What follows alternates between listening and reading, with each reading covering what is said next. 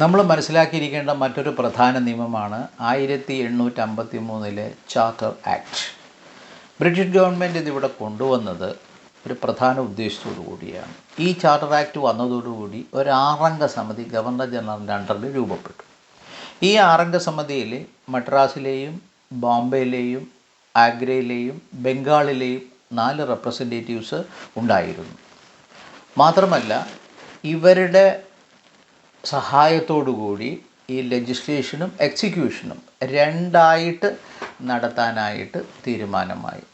Legislative ഫങ്ഷൻസും executive ഫങ്ഷൻസും അങ്ങനെ അന്നു മുതൽ രണ്ടായി മാറി.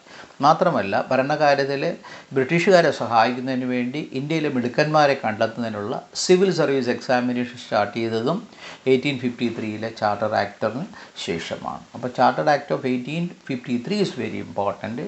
അത് ഒന്നാമത്തെ കാര്യം സിവിൽ സർവീസ് എക്സാം ഇന്ത്യയിൽ സ്റ്റാർട്ട് ചെയ്തത് അന്നു മുതലാണ്.